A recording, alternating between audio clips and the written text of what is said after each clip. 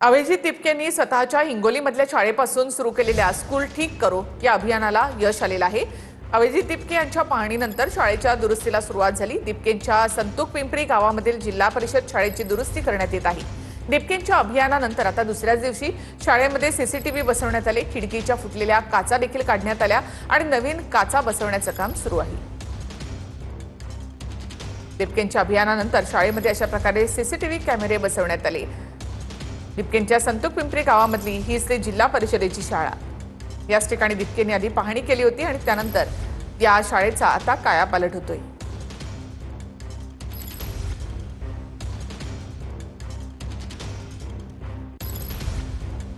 तिपकेंच्या पाहणीनंतर शाळेच्या दुरुस्तीला आता सुरुवात झाली आहे। इथे सीसीटीव्ही लावण्यात आलेले आहेत, त्याचबरोबर शाळेची डागडुजी देखील करण्यात आलेली आहे।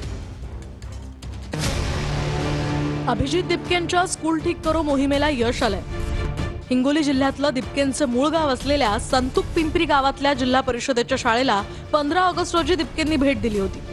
सोशल मीडियात व्हिडिओ करून तिपकेंनी या शाळेची दुरावस्थाही दाखवली होती। तुटलेल्या खिडक्या आणि वॉशरूमची भयानक अवस्था तिपकेंनी दाखवली होती। त्यानंतर हिंगोली जिल्हा परिषदेनं या शाळेच्या दुरुस्तीला सुरुवात केली आहे। शाळेच्या तुटलेल्या खिडक्या बसवण्यात आल्यात, सीसीटीव्ही सुद्धा लावण्यात आल्यात। दरम्यान संतूक पिंपरी गावातल्या यशस्वी मोहिमेनंतर तिपके उद्या हिंगोली जिल्ह्यातल्या लिंबाळा गावातल्या शाळेला भेट देणार आहेत। अजूनही बरेच कामं जे काही 1-2 उणीवा आहेत ते आम्ही आता ते प्रगतीपथावर आहे। आम्ही नक्की अवघ्या पुन्हा अजून राहिलेलं काम येण्याच्या 2 दिवसात नक्कीच करू। याचा आम्हाला अभिमान आहे की अभिजित तिपकेने हा जे उपक्रम हाती घेतलाय। खरं तर अभिजित तिपके यांच्या आंदोलनामुळे हे सगळं सुरू झालं असं म्हणता येईल का? त्यांच्या आंदोलनाला हा यशच म्हणता येईल।